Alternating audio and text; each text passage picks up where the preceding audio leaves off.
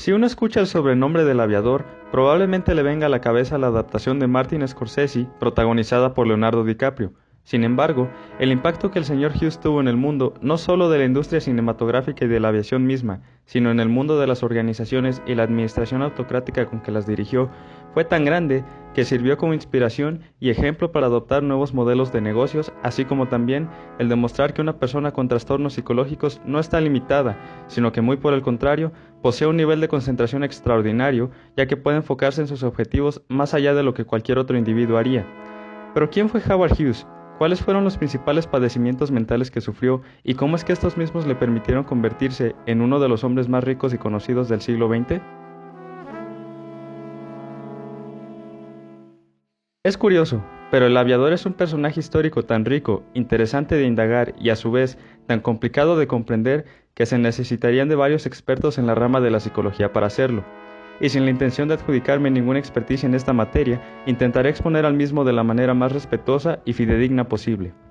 Howard Robert Hughes Jr. nació el 24 de diciembre de 1905 en Humboldt, Texas. Hijo de Aline Hughes y Howard Robert Hughes Sr., el pequeño creció y se desarrolló en un entorno psicosocial poco saludable, puesto que su madre sufría de misofobia, que traducido del griego misos, contaminación y phobos, miedo, se trata del pavor, pánico y temor irracional hacia los gérmenes y la suciedad en general. Las personas que padecen de esta condición suelen adoptar una personalidad obsesiva con los olores, personas, aromas, objetos y o lugares que den la sensación de tener poca higiene, lo que los lleva a lavarse las manos constantemente a fin de evitar contaminarse con dicho entorno. La misofobia se puede desarrollar en el individuo, ya sea por alguna experiencia traumática, el miedo a contraer enfermedades o infecciones, o también por una educación exigente con la higiene. En el caso del aviador, su madre acostumbraba a bañarlo tantas veces como fuera necesario en un mismo día, con agua tibia, una esponja y jabón de lejía, examinando todas y cada una de las deposiciones y fluidos que excretara el pequeño, a fin de buscar cualquier indicio de enfermedad. A la más mínima señal de malestar, Aline Hughes era capaz de llamar al médico de cabecera de la familia sin importar la hora o lo absurdo del motivo de su llamada, lo que la llevó a aislar al pequeño Hughes de cualquier entorno que ella considerara dañino.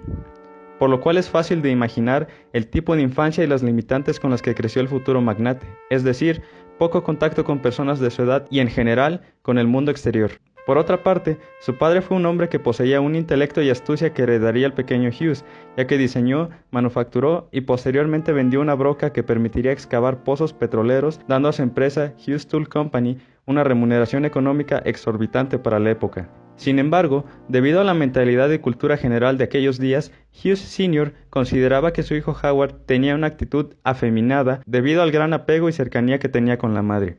Esto condujo al señor Hughes a darle un trato rígido y estricto a su hijo, a fin de que éste adoptara una actitud más varonil. Howard demostró su gran capacidad intelectual desde los 11 años al crear la primera emisora de radio en Houston y a su vez construir la primera bicicleta motorizada, lo que le valió reconocimiento de todo Estados Unidos. A los 14 mostró interés por la aviación y a pesar de la negativa de sus padres, la gran fortuna con la que contaba su familia desde ese entonces le permitió hacer caso omiso a estos y tomó sus primeras lecciones de vuelo. En marzo de 1922, su madre Aline falleció debido a un embarazo ectópico, es decir, el óvulo fertilizado se desarrolló en una de las trompas de falopio,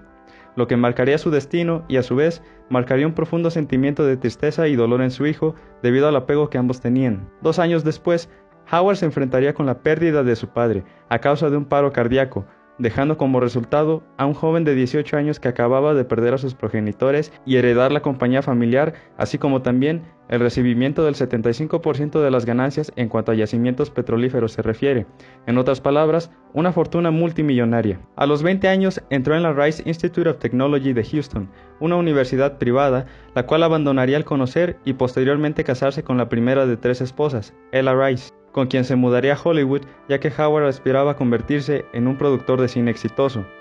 Debido a la confianza y patrimonio con el que contaba, el aviador desarrolló una personalidad arrogante y egocentrista al atribuírsele frases como «puedo comprar a todos los hombres del mundo y todo el mundo tiene un precio». Ejemplo de lo anterior dicho se demostraría años después, cuando Howard ofreciera $1 millón a los padres de una chica a cambio de que ésta se casara con él. Entre las principales ambiciones, pasatiempos y sueños que el señor Hughes tenía, destacan la aviación, el cine y la compañía femenina. En 1927 produciría Hermanos de Armas, la primera película que le consiguió premios de la Academia como el mejor director nuevo de un filme cómico, llevando a Howard a producir más películas con el fin de satisfacer sus ambiciones y necesidades. En 1930 dirigiría Ángeles del Infierno, siendo para su época la película más cara de la historia, con un precio aproximado de $4 millones, siendo que la más cara hasta ese entonces no sobrepasaba el millón. Además de misofobia, el aviador padecía de trastorno obsesivo compulsivo, una condición que inflige patrones de pensamientos y repeticiones irreprimibles por parte del individuo. Siendo su origen desconocido, se le puede atribuir a factores biológicos, genéticos y hereditarios. Este padecimiento era crónico en Howard, ya que va muy de la mano con la misofobia y el miedo constante a contraer cualquier enfermedad. Aunque no necesariamente fue una limitante para sus metas, puesto que debido a que estamos hablando de una persona que todo el tiempo repetía sus pensamientos y ciertas acciones, éstas se reflejaban de forma positiva en su trabajo. Por ejemplo, Ángeles del Infierno es un filme basado en la Primera Guerra Mundial y debido a la época en la que se creó, no existían pantallas verdes ni efectos especiales extravagantes, así que todas y cada una de las escenas fueron minuciosamente dirigidas por Hughes y sin importar cuántas veces se tuvieran que repetir, el resultado final debía satisfacer e ir acorde con la concepción original por él mismo. El resultado: 3 pilotos muertos tras grabar la película y una posterior regrabación de todo el filme con el objetivo de añadir la última novedad del momento: audio. El intelecto de Howard lo llevó a desarrollar grandes conocimientos en el diseño, creación, manufactura, venta, manejo y distribución de aeroplanos, por lo que fundó la Hughes Aircraft en 1932, con el objetivo inicial de batir los récords mundiales de la época, entre los cuales destacan la construcción del Silver Bullet en 1935, el cual fue una aeronave capaz de viajar a más de 500 km por hora, realizar la vuelta al mundo en 91 horas y 14 minutos en 1938 y diseñar lo que sería el avión más grande de la historia, con la intención de implementarse en la Segunda Guerra Mundial, el Hughes H-4 Hércules, aunque solo logró que despegara a 21 metros del mar. Sin duda alguna, el éxito de Howard se debió en gran medida a su fortuna, pero sobre todo a su obsesión compulsiva por buscar la excelencia, ya que cada cosa que él tuviera en mente tendría que hacerse a la perfección. La elaboración de cada avión debía ser supervisado meticulosamente por Hughes. Cada centímetro, cada tornillo, cada tuerca, todo debía estar alineado perfectamente. Era capaz de reiniciar un proyecto al 80% de su terminación si no encontraba los factores y características que lo satisfacieran, por lo que se ganó la fama de ser un hombre sumamente exigente y trabajador. Asimismo, era alguien dispuesto a tomar grandes riesgos económicos y creativos, ya que en más de una ocasión llegó a invertir cantidades exorbitantes de capital en proyectos que no llegaban a nada o que aparentemente serían un fracaso total. Debido al anterior descrito, Howard realizó grandes aportes al mundo de la aviación, recibiendo numerosos premios en reconocimiento a sus invenciones y prototipos de aeronaves. Por otra parte, fue un pionero en la fundación de empresas de aviación especializadas en viajes transatlánticos, creando así la TWA, siendo una de las mayores compañías en este ámbito especializado en 1930. Pero no todo es miel sobre hojuelas, ya que debido a la constante experimentación con vehículos aéreos aún en fase de desarrollo, Hughes tuvo un total de 4 accidentes, siendo el del 7 de julio de 1946 el más catastrófico para su salud física y mental, ya que resultó con quemaduras en más del 70% de su cuerpo, algunas de tercer grado, el desplazamiento de su corazón y del lóbulo frontal cerebral, que es el encargado de regir el centro de las emociones humanas, así como también de la personalidad, lo que no haría sino agravar su misofobia y TOC. Cuando estuvo internado en el hospital, exigió a sus ingenieros que construyesen una cama con un motor hidráulico, que a su vez era manejado por otros 30 motores eléctricos, con el fin de que pudiese mover la cama a su antojo. A finales de 1947, la paranoia de Howard lo llevó a encerrarse en su estudio cinematográfico por más de 4 meses, en los que veía películas una y otra vez, ya que el dolor crónico posterior a su accidente parecía calmarse con la contemplación de filmes. Asimismo, desarrolló mucho más la misofobia, por lo que daba órdenes precisas a sus empleados en cuanto a medidas de higiene. Por ejemplo, si él quería leer el periódico, los trabajadores deberían utilizar guantes, un número preciso de Kleenex y llevar 3 diarios para que Hughes tomase el que estaba en medio y posteriormente mandara quemar los otros 2. En 1966 se instaló en el Desert Inn de Las Vegas, en una lujosa suite en la que se encerró por semanas viendo películas por televisión, y como no le gustaban las interrupciones constantes de los comerciales, decidió llamar por teléfono y comprar el canal con el fin de que pasaran sus películas favoritas las 24 horas del día. Cuando el gerente del hotel le pidió que desalojara la habitación porque otros huéspedes ya la habían reservado, Hughes hizo lo propio y compró el Hotel Casino. En ese mismo año vendió la TWA por un cheque con valor de $546 millones.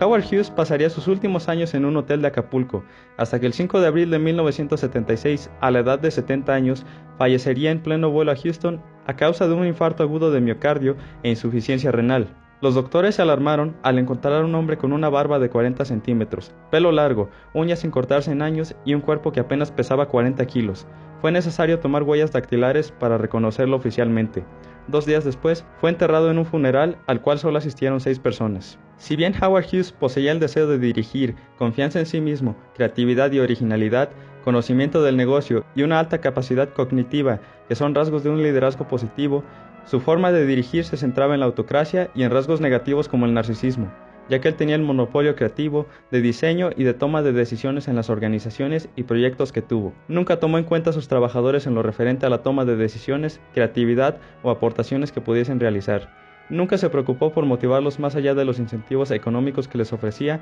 y jamás realizaba sus elecciones basándose en opiniones de los demás, por lo que él se encargaba de planificar minuciosamente y buscar que los empleados se limitaran a cumplir con sus trabajos en tiempo y forma, es decir, aplicaba las ideas tayloristas y fayolistas principalmente.